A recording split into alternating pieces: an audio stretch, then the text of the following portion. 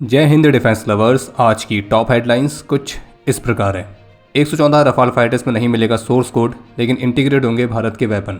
भारत और यूएस के बीच advance technologies के को प्रोडक्शन पर बातचीत। इसराइल की धमकी के बाद पाकिस्तान के रक्षा मंत्री ने डिलीट किया अपना पोस्ट। और दिल्ली पुलिस ने बस्ट किया आईएसआई का एक और बड़ा मॉड्यूल।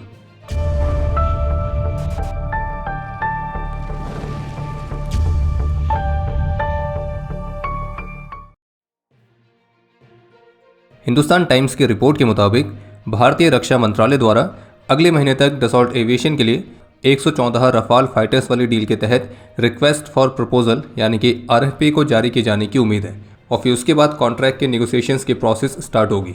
और बाकी जैसा कि पहले भी कंफर्म किया गया है और इस रिपोर्ट में भी इस बात को कंफर्म किया गया है कि इस डील में सोर्स कोड शामिल नहीं है, लेकिन हार्ड वायर आईसीडी यानी कि इंटरफेस कंट्रोल डॉक्यूमेंट शामिल है। और इसी आईसीडी के माध्यम से भारत इस बात को सुनिश्चित करेगा कि जो 114 रफाल फाइटर्स हैं तो इनमें भारत के स्वदेशी मिसाइल्स और वेपन सिस्टम्स को इंटीग्रेट किया जा सके।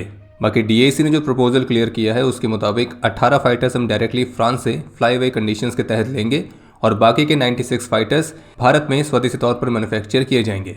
बाकी जो ऐसे रिपोर्ट्स आ रहे थे कि जो फ्रांस है वो इस डील के तहत सोर्स कोड भारत को हैंडओवर नहीं कर रहा है और इसलिए इस डील में एक बड़ी बाधा आई है। तो इसी पर हिंदुस्तान टाइम्स के रिपोर्ट में डिफेंस मिनिस्ट्री के टॉप ऑफिशियल्स के हवाले से ये कंफर्म किया गया है कि कोई भी देश इन प्रोप्राइटरी सॉफ्टवेयर कोड्स जो कि radar, electronic warfare suite, weapon integration इन सबको कंट्रोल करते हैं तो वो किसी थर्ड कंट्री को नहीं देता है। और ये कहा गया कि ये जो डील है ये ऑन ट्रैक है और सोर्स कोड्स जो कि वर्चुअली पूरे फाइटर को कंट्रोल करते हैं, जिसमें avionics, target tracking, flight control, weapon launch, weapon release algorithms ये सभी शामिल होते हैं। तो ये कोड ओईएम्स यानी कि ओरिजिनल इक्विपमेंट मैन्युफैक्चरर्स के इंटेलेक्चुअल प्रॉपर्टी होते हैं जो कि सबसे क्लोजेस्ट एलाइज के साथ भी कभी भी शेयर नहीं की जाती है। और हिंदुस्तान टाइम्स की रिपोर्ट में इस बात को मेंशन किया गया है कि रशिया जो कि भारत का सबसे पुराना और रिलायबल पार्टनर है, जिसने सुखोई Su-57 फाइटर्स की 2 स्क्वाड्रंस और साथ ही मौजूदा Su-30 MKI फाइटर्स की फ्लीट का अपग्रेड, तो इनमें से किसी भी फाइटर्स की ना तो रशिया ने कभी सोर्स कोड ऑफर किए हैं और ना ही कभी शेयर किया है। और ही सेम कंडीशन बाकी अन्य सभी मैन्युफैक्चरर्स के साथ भी रहती है। और हाँ, बाकी जिस तरह से भारत के सुखोई Su-30 MKI फाइटर्स में हमने अपने खुद के स्वदेशी वेपन्स को जिस तरीके से इंटीग्रेट किया है, तो वही same method in Rafale fighters में भी स्वदेशी वेपन्स को इंटीग्रेट करने के लिए इस्तेमाल किया जा सकता है। बाकी आसान से शब्दों में आप इसको इस तरह से समझ सकते हैं कि जो सोर्स कोड होता है अगर वो आपको मिल रहा है तो आप उसकी मदद से एयरक्राफ्ट को पूरी तरह से मॉडिफाई कर सकते हैं, जिसमें सिर्फ किसी भी वेपन को इंटीग्रेट करना शामिल नहीं है, बल्कि आप उसकी रडार, उसके इलेक्ट्रॉनिक वॉरफेयर सिस्टम, उसके डेटा लिंक सब कुछ बदल सकते हैं। और उसमें अगर कोई बग आ रहा है तो उसे आप बिना ओईएम के परमिशन के सही भी कर सकते हैं। और पब्लिक डोमेन में ऐसा कोई केस नहीं दिखता है जहां पे किसी कंट्री ने किसी दूसरी कंट्री को अपने फाइटर का कंप्लीट सोर्स कोड ऑफर किया हो। रही बात आईसीडी की, जिसका इस्तेमाल करके भारत रफाल में खुद के वेपन्स को इंटीग्रेट करेगा, तो ये आपको सोर्स कोड की तरफ फुल कंट्रोल तो नहीं देता है, लेकिन काफ़ी हद तक एक पार्शियल कंट्रोल देता है एयरक्राफ्ट का। और पार्शियल कंट्रोल है तो ऑब्वियसली जो लिमिटेशंस है वो भी बनी रहेंगी। और एक सबसे बड़ी लिमिटेशन यही है कि मेजर अपग्रेड के लिए आपको ओईएम पर निर्भर रहना ही पड़ेगा।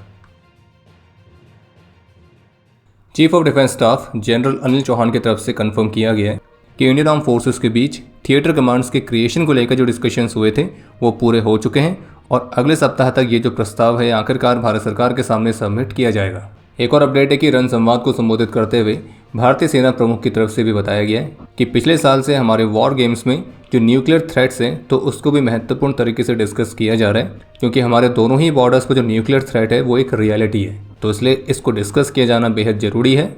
और हर दिन हम ऑफेंसिव और डिफेंसिव प्लान्स को देख रहे हैं और अपनी फोर्सेस की सुरक्षा के लिए क्या करने की ज़रूरत है तो उन एक्शंस को भी देखा जा रहा है। जो न्यूक्लियर थ्रेट है इसे पहले स्ट्रेटेजिक फोर्सेस कमांड के टॉप मोस्ट लेवल पर ही डिस्कस किया जाता था, लेकिन अब इसे कोर कमांडर्स लेवल और आर्मी कमांडर लेवल पर लेफ्टिनेंट जनरल रैंक ऑफिशियल्स के लेवल पर भी डिस्कस किया जा रहा है वॉर गेम के हिस्से के तौर पर, ताकि उन्हें भी संभावित न्यूक्लियर थ्रेट्स के बारे में जो जरूरी जानकारी है वो मिलती रहे। इसके अलावा एक अपडेट यह है कि भारत और अमेरिका के बीच मेजर डिफेंस पार्टनरशिप को एडवांस करने के लिए महत्वपूर्ण डिस्कशंस हुए हैं, जिसमें हाई एंड टेक्नोलॉजीज के को प्रोडक्शन और को डेवलपमेंट वाले एफर्ट्स के अलावा इंडो पैसिफिक में शेयर्ड प्रायोरिटीज़ तो इनको भी महत्वपूर्ण तरीके से डिस्कस किया गया है। और अमेरिका ने लॉन्ग रेंज की precision fires, resilient logistics, maritime domain awareness, anti submarine warfare और ऐसी और भी एडवांस टेक्नोलॉजीज वाले क्षेत्रों में अपने बीच के कॉपरेशन को और भी डीप करने की प्रतिबद्धता को दर्शाया है। इसके अलावा एक अपडेट यह है कि कर्नल श्रीकांत पुरोहित को भारतीय सेना ने ब्रिगेडियर रैंक में प्रमोट करने के लिए क्लियर किया है और ये कदम विशेष रूप से आर्म्ड फोर्सेस ट्रिब्यूनल यानी कि AFT द्वारा उनके रिटायरमेंट पर रोक लगाए जाने के बाद लिया गया, क्योंकि कर्नल पुरोहित 31 मार्च 2026 को रिटायर होने वाले थे। और ये रोक इसलिए लगाई गई थी ताकि आर्मी कर्नल पुरोहित के पेंडिंग प्रमोशन क्लेम्स को रिव्यू कर सके जिनमें अनुचित रूप से देरी हुई थी। और अब चूंकि कर्नल पुरोहित को ब्रिगेडियर रैंक पर प्रमोट किया गया तो अब उनकी जो सर्विस है वो 2028 तक एक्सटेंड हो गई है। और निश्चित रूप से कर्नल पुरोहित का एक बहुत ही लंबे समय से पेंडिंग पड़ा सम्मान था, जो कि अब उन्हें 17 वर्षों के लीगल बैटल के बाद अब जाके मिला है। और कर्नल पुरोहित हमारे वो सोल्जर हैं जो कि अंडर ट्रायल में भी उन्होंने हमेशा सर्विस को चुना। वो जेल में रहे, उन पर एलिगेशंस लगे, पब्लिक स्क्रूटनी हुई, इसके बावजूद वो लगातार लीगली फाइट करते रहे और आर्मी के प्रति वो हमेशा कमिटेड रहे। और अगर आप सोशल मीडिया पर उनके पुराने इंटरव्यूज़ देखेंगे तो उसमें आपको ये बात अच्छी तरह से दिखाई भी देगी। और अगर आप चाहते हैं कि हम कर्नल पुरोहित के केस पर एक डेडिकेटेड वीडियो बनाएं तो आप वीडियो को लाइक करिए। अगर ज़्यादा लाइक्स हुए तो हम इस पर एक स्पेशल वीडियो जरूर लाएंगे। आज दिल्ली पुलिस की स्पेशल सेल ने पाकिस्तानी ISI और आतंकी संगठन बब्बर खालसा द्वारा ऑपरेट किए जाने वाले एक बड़े और प्रमुख जासूसी नेटवर्क को बस्ट किया है। और इसके तहत दिल्ली और पंजाब के अलग अलग जगहों से 11 इंडिविजुअल्स की गिरफ्तारी भी की गई है। पुलिस के मुताबिक ये आरोपी देश के अलग अलग हिस्सों में कैमराज इंस्टॉल कर रहे थे और इनक्रिप्टेड एप्लीकेशंस के माध्यम से पाकिस्तान बेस्ड हैंडलर्स के साथ डायरेक्ट कांटेक्ट में भी थे। और वहाँ से इनको इंस्ट्रक्शंस मिलते थे कि किस तरह से जासूसी करनी है, किसकी जासूसी करनी है। और ये लोग ऐसी गतिविधि में शामिल थे जो कि भारत की राष्ट्र सुरक्षा के लिए खतरा है। पहले ऑपरेशन में 6 लोग गिरफ्तार हुए और इनके द्वारा इंस्टॉल किए गए 9 सोलर पावर्ड CCTV कैमरास को भी रिकवर किया गया था, जो कि सेंसिटिव सिक्योरिटी और डिफेंस एस्टेब्लिशमेंट के पास इंस्टॉल किए गए थे। और ये कैमरास पाकिस्तान बेस्ड हैंडलर्स को मोबाइल एप्लीकेशन के माध्यम से लाइव फीड्स ट्रांसमिट कर रहे थे। ये बिल्कुल उसी तरह का मॉड्यूल है जो कि गाजियाबाद में ही पकड़ा गया था। इसके अलावा पुलिस ने 4 पिस्टल्स भी रिकवर करी है। इन्वेस्टिगेशंस में खुलासा हुआ है कि इस मॉड्यूल को जो फंडिंग है वो UPI ट्रांजैक्शंस के माध्यम से मिल रही थी और इनके फंड्स का एक पोर्शन इलीगल आर्म्स स्मगलिंग के माध्यम से आ रहा था। और फिर जब दूसरा ऑपरेशन हुआ जो कि मिलिट्री इंटेलिजेंस से मिले इनपुट्स के आधार पर कंडक्ट किया गया था तो उसमें 5 और आरोपी गिरफ्तार किए गए पंजाब से। और ये भी आर्मी और पैरामिलिट्री के सेंसिटिव इंस्टॉलेशंस के पास जासूसी करने का काम कर रहे थे।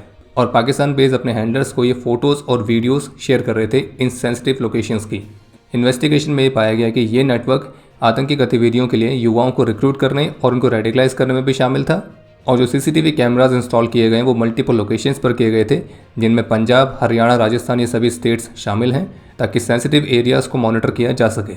और ये मॉड्यूल एक पॉसिबल आतंकी हमले की प्लानिंग कर रहा था, जिसमें सिक्योरिटी एस्टेब्लिशमेंट्स पर ग्रेनेड अटैक भी शामिल हैं। और इस मॉड्यूल को बस्ट करके इस बड़े हमले को भी नाकाम किया गया है। बाकी इस नेटवर्क के अन्य मेंबर्स को भी आइडेंटिफाई करने के लिए इन्वेस्टिगेशन चल रही है और जो भी पूरी साजिश है उसका पर्दाफाश जल्द ही किया जाएगा। इसी तरह से आंध्र प्रदेश पुलिस ने भी एक 38 वर्षीय महिला को गिरफ्तार किया है जिसका नाम है सईदा बेगम, और जिसे एक इंस्टाग्राम इन्फ्लुएंसर भी बताया जा रहा है। और इस पर आरोप है कि ISIS मॉड्यूल के लिए काम कर रही थी और इसका काम था अलग अलग स्टेट्स में इस मॉड्यूल में ऑनलाइन रेडिकलाइजेशन और रिक्रूटमेंट के माध्यम से शामिल करवाना। इसको पकड़ा गया था 25 मार्च को और उनकी योजनाओं में एक सेपरेट डेडिकेटेड महिला आतंकियों की विंग को स्थापित करना भी शामिल था जिसका नाम रखा जाना था ख्वातीन। और इस सईदा बेगम को ही इस महिला आतंकियों की विंग का लीडर बनाया जाता है। और इसके माध्यम से इनकी योजना थी आतंकी गतिविधियों के लिए महिलाओं को रिक्रूट करके उन्हें fire arms, sniper rifles, explosives तो इन सब की ट्रेनिंग देना। ऐसे भी आरोप है कि इसने लगभग 42 महिलाओं को रिक्रूट भी करवाया है। इसके अलावा एक रिपोर्ट ये भी सामने आई है कि जम्मू में महत्वपूर्ण इंस्टॉलेशंस पर एक रूटीन सिक्योरिटी चेक के दौरान इंडियन आर्मी ने एक सस्पेक्ट को डिटेन किया है। और ये सस्पेक्ट एक स्कूल वैन ड्राइवर के तौर पर कार्य कर रहा था और इसके पास सिक्योरिटी क्लियरेंस पास भी था।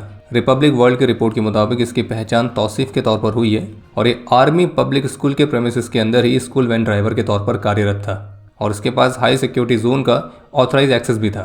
रिपोर्ट में ऑफिशियल के हवाले से बताया गया कि इसे B गेट पर इंटरसेप्ट किया गया था और इसके फ़ोन से 3 पाकिस्तानी नंबर्स मिले हैं जो कि चाचा गुजरा, अहमी और अली भी के नाम से सेव थे। और बाकी इससे पूछताछ अभी चल रही है और इन्वेस्टिगेशन जारी है। और बाकी कुछ ने हमसे ये भी पूछा था कि जो NIA ने US और यूक्रेन की जासूसों को पकड़ा था तो उनका क्या चल रहा है। तो उनका बस कुछ नहीं चल रहा है, उनका पूरा ध्यान रखा जा रहा है और उनके सॉफ्टवेयर को अपग्रेड किया जा रहा है। बाकी वीडियोस आप सबने देख ली होंगी, नहीं देखी है तो आप हमारे ऑफिशियल टेलीग्राम चैनल पर जाके देख सकते हैं कि कैसे सॉफ्टवेयर अपडेट होता है। दलाल नेशन पाकिस्तान के रक्षा मंत्री ने अपने ऑफिशियल एक्स हैंडल से एक पोस्ट करी जिसमें उन्होंने इसराइल को बहुत ही ज़्यादा क्रिटिसाइज़ किया, उसको इविल कहा, उसको मानवता के लिए अभिशाप कहा और कुछ ऐसा भी कहा उन्हें तो नर्क में जलना चाहिए। और ये भी लिखा था कि पहले गाज़ा, फिर ईरान और अब लेबनान। यहाँ पे ईरान की वजह से कई सारे इनोसेंट सिटीजन्स की जान जा रही है। वो बात अलग है कि दलाल नेशन पाकिस्तान के ही ब्लंडर की वजह से लेबनान में कई सारे लोगों की जान गई। उसने ही सारी कन्फ्यूज़न क्रिएट करी थी कि लेबनान भी सीज़ फायर में इंक्लूड है, जबकि इसराइल और यूएस दोनों ने इस बात से इनकार कर दिया कि सीज़ फायर वाले एग्रीमेंट में लेबनान शामिल नहीं था। बाकी इंटरेस्टिंग बात यह है कि पाकिस्तान के रक्षा मंत्री ने जो एक्स पर इसराइल को लेकर इस तरह की पोस्ट करी, एक तरह की धमकी थी, तो फिर उसके बाद इसराइल की तरफ से भी प्रतिक्रिया आई और जिसमें एक लाइन ये भी कही गई थी कि इसराइल को कैंसर कहना उसके विनाश का आह्वान करने के बराबर है। यानी कि एक तरह से आप ये कह रहे हैं कि हम इसराइल को ख़त्म कर देंगे और इसलिए इसराइल उन आतंकियों से अपने आप को डिफेंड करेगा जो कि इसराइल को ख़त्म करने की कसम खाते हैं। और ये हिस्ट्री में एक तरह से पहली बार है जब इसराइल ने पब्लिकली पाकिस्तान को एक टेररिस्ट स्टेट कहा है। और ये जवाब था इसराइल के विदेश मंत्री की तरफ से। फिर उसके बाद इसराइल के प्राइम मिनिस्टर्स ऑफिस की तरफ से भी इस पर स्टेटमेंट आई, जिसमें साफ तौर पर कहा गया कि पाकिस्तान के रक्षा मंत्री द्वारा इसराइल के विनाश का आह्वान बेहद निंदनीय है और ये ऐसा बयान नहीं है जिसे किसी भी सरकार द्वारा बर्दाश्त किया जा सके। और विशेष रूप से ये बयान उस सरकार से है जो कि खुद को शांति का निष्पक्ष मध्यस्थ होने का दावा करती है। और जबकि ऑस्ट्रेलियन जूइश एसोसिएशन ने भी पाकिस्तानी रक्षा मंत्री के इसी कमेंट पर अपनी प्रतिक्रिया दी है और ऑस्ट्रेलियन गवर्नमेंट से पाकिस्तान के खिलाफ एक्ट करने के लिए कहा है। और पाकिस्तान के रक्षा मंत्री जो खुले तौर पर इसराइल को अब्यूज़ कर रहे हैं, यहूदियों को मारने की इच्छा भी रख रहे हैं, उसका समर्थन कर रहे हैं और फिर ये कहेंगे कि हम तो मीडिएटर हैं और न्यूट्रल हैं। बाकी आपको बता दें कि इसराइल के स्ट्रॉन्ग रिएक्शन के बाद पाकिस्तान के रक्षा मंत्री ने अपना एक्स से ये वाला पोस्ट अब डिलीट कर दिया है। और यूएस लॉ मेकर ने भी पाकिस्तानी रक्षा मंत्री के इस कमेंट पर अपनी चिंता व्यक्त करी थी कि एक तरफ पाकिस्तान सीज फायर टॉक्स को लीड करने का दावा कर रहा है, वहीं दूसरी तरफ इनके रक्षा मंत्री इसराइल और यहूदियों को टारगेट कर रहे हैं। और इससे पहले भी पाकिस्तान के रक्षा मंत्री बयान दे चुके हैं कि पाकिस्तान को अपने दो मेन एनिमीज को रिकॉग्नाइज करना चाहिए और वो एनिमीज हैं पाकिस्तान के रक्षा मंत्री के मुताबिक भारत और इसराइल। लेकिन हमारे हिसाब से पाकिस्तान का सबसे बड़ा दुश्मन है पाकिस्तान की सरकार और पाकिस्तान की मिलिट्री, जो कि दलाली कर करके ही पूरा देश चला रहे हैं। इसके अलावा पाकिस्तान की तरफ से दावा किया जा रहा है कि वो इस वीकेंड यूएस और ईरान के बीच इस्लामाबाद में पीस टॉक्स को होस्ट करने की तैयारी कर रहा है और इसके लिए सिक्योरिटी कवर भी बढ़ाया गया है। लेकिन अभी जिससे में हमें वीडियो रिकॉर्ड कर रहे हैं तो अब तक जो ईरान की मीडिया की तरफ से रिपोर्ट्स देखने को मिल रही हैं तो उनमें इन सभी दावों को खारिज किया जा रहा है और ये भी कहा है कि यूएस के साथ पाकिस्तान में इस पीस टॉक के लिए ईरान से कोई भी डेलीगेशन पाकिस्तान नहीं जा रहा है और पाकिस्तान में अमेरिका के साथ पीस टॉक वाली रिपोर्ट्स को फॉल्स बताया गया है। तो इंटरेस्टिंग बात यह, अगर ईरान का डेलीगेशन इस पीस टॉक के लिए पाकिस्तान नहीं जा रहा है तो अमेरिका के ऑफिशियल्स के पाकिस्तान के साथ इस पीस टॉक पर बात करने के लिए आ रहे हैं। और अभी भी हमारे वहाँ कुछ को ये लग रहा होगा कि पाकिस्तान की तो फॉरेन पॉलिसी बिल्कुल कमाल ही है। भारतीय स्पेस एजेंसी इसरो ने गगनयान मिशन के लिए दूसरे इंटीग्रेटेड एयर ड्रॉप टेस्ट को सफलतापूर्वक कंडक्ट किया है, जो कि गगनयान मिशन की तरफ एक और महत्वपूर्ण माइलस्टोन है। वहीं इसके अलावा एक अपडेट यह है जिसमें department of science and technology के ऑफिशियल्स के हवाले से बताया गया कि नेशनल क्वांटम मिशन के हिस्से के तौर पर अपने लॉन्च से 2 वर्षों से भी कम समय के अंदर भारत ने 1000 किलोमीटर की रेंज तक क्वांटम कम्युनिकेशन नेटवर्क को सफलतापूर्वक डेमोन्स्ट्रेट किया है। और अब कोशिश है कि आने वाले वर्षों में इस क्वांटम कम्युनिकेशन नेटवर्क को 2000 किलोमीटर्स तक अचीव किया जाए और ये एक सिक्योर क्वांटम कम्युनिकेशन के क्षेत्र में एक महत्वपूर्ण माइलस्टोन है। और महत्वपूर्ण बात यह है कि ये जो 1000 किलोमीटर तक एक सिक्योर क्वांटम कम्युनिकेशन को डेमोन्स्ट्रेट करके दिखाया गया है तो ये अभी दुनिया में one of the longest quantum communication है। बाकी एक सिक्योर कम्युनिकेशन सिस्टम है और इसमें अगर कोई कम्युनिकेशन को इंटरसेप्ट करने का प्रयास करता है तो वो तुरंत ही डिटेक्ट हो जाता है। और आप इसको एक तरह समझ सकते हैं कि अनहैकेबल कम्युनिकेशन है जो कि एक नेक्स्ट जनरेशन की साइबर सिक्योरिटी देगा। इसके अलावा एक अपडेट यह है कि स्ट्रेट ऑफ हॉर्मुज़ के ऊपर से यूएस नेवी का MQ-4C ट्राइटन UAV गायब हो गया है। हालांकि अभी जिसे हम वीडियो रिकॉर्ड कर रहे हैं तो अथॉरिटीज़ की तरफ से कंफर्म नहीं किया गया कि ये ड्रोन क्रैश हुआ है या फिर इसे शॉट डाउन किया गया है। लेकिन आपको बता दें कि ये जो MQ-4C ट्राइटन है ये अमेरिका के सबसे महंगे UAVs में से एक है, जिसके पर यूनिट कॉस्ट लगभग $200 मिलियन के आसपास है। और रिपोर्ट्स के मुताबिक स्ट्रेट ऑफ हॉर्मुज़ के ऊपर से जाते हुए अचानक से ईरान की ओर मुड़ा और इमरजेंसी कोड 7700 का संकेत दिया और तेजी से नीचे उतरा और फिर पब्लिक ट्रैकिंग के ऊपर से गायब हो गया। इससे पहले भी MQ-4C की फरवरी के महीने में डाउन होने की रिपोर्ट्स आई थी, लेकिन बाद में यूएस ऑफिशियल्स ने कंफर्म कर दिया था कि वो रिपोर्ट सच नहीं थी। लेकिन अगर लेटेस्ट वाली रिपोर्ट सच है, जो कि काफ़ी हद तक सच लग भी रही है, तो ये इस तरह के महंगे UAV का पहला लॉस होगा। इसके अलावा एक अपडेट ये सामने आया है कि चीन ने लगभग 40 दिनों तक के लिए शंघाई एयर स्पेस के एक बहुत बड़े हिस्से को सिविल एविएशन के लिए बैन किया है। और ऐसा क्यों किया गया है तो इसका कोई रीज़न भी नहीं दिया गया है। और एयर स्पेस के इतने हिस्से पर सिविल फ्लाइट्स का जो बैन है वो 6 मई तक रहेगा, यानी कि इस एयर स्पेस को मिलिट्री के अलावा कोई और अदर एयरक्राफ्ट इस्तेमाल नहीं करेंगे। और एक्सपर्ट्स ये मान रहे हैं कि इस तरह का रिस्ट्रिक्शन काफ़ी अनयूजुअल है। और जबकि आज शुक्रवार को बीजिंग में चीन के राष्ट्रपति ने ताइवान के ओपोजिशन लीडर से एक मीटिंग भी कंडक्ट करी है, और जबकि अगले महीने यूएस प्रेसिडेंट भी चीन को विजिट करने वाले हैं। इसके अलावा एक अपडेट ये है कि नॉर्वेजियन फर्म कोंग्सबर्ग मैरीटाइम ने भारतीय नौसेना के next generation missile vessel programme के लिए 18 लार्ज कमेवा वाटर जेट्स को सप्लाई करने के लिए कॉन्ट्रैक्ट साइन किया है, जिससे भारतीय नौसेना की जो नेक्स्ट जनरेशन वेसल्स हैं तो इनको एक एक्सेप्शनल स्पीड और मैन्यूवरेबिलिटी मिलेगी। और अब समय है आज के इतिहास का। आज के दिन 2018 में जम्मू कश्मीर में एक ऑपरेशन के दौरान अपने अदम्य साहस और वीरता का परिचय देते हुए नायक दीपक कुमार नैनवाल वीर गति को प्राप्त हुए थे। आज के दिन 2009 में छत्तीसगढ़ में एंटी नक्सल ऑपरेशन के दौरान सीआरपीएफ के deputy commandant Shri Diwakar Tiwari, SI Jaipal Singh, head constable Bharat Ram, head constable K Balamurugan, head constable Ram Swaroop, head constable R Murugan, constable Narayan Rai, constable P Veera Reddy, constable Pramod Kumar Verma और कांस्टेबल भीमाराम ने अपना सर्वोच्च बलिदान दिया था। और आपके लिए आज का प्रश्न है कि भारत की डिफेंस स्पेस एजेंसी की क्या भूमिका है। और अब समय है आज के टॉप 3 कमेंट्स का, जो ये रहे आपकी स्क्रीन पर।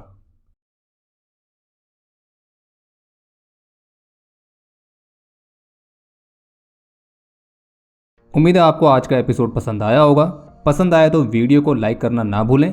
आपके कोई भी सुझाव या सवाल हो तो उसके लिए कमेंट सेक्शन ओपन है। और अगर आप डिफेंस रिलेटेड और भी एक्सक्लूसिव कंटेंट में दिलचस्पी रखते हैं तो आज ही प्ले स्टोर से डिफेंस स्क्वाड की सुपर ऐप को डाउनलोड करना ना भूलें। और अगर आप चैनल पर पहली बार आए हैं तो squadron.in पे जाके हमारे नए डिज़ाइंस को भी चेकआउट जरूर करें। बाकी जल्द मिलेंगे नए एपिसोड के साथ। तब तक के लिए जय हिंद, जय भारत।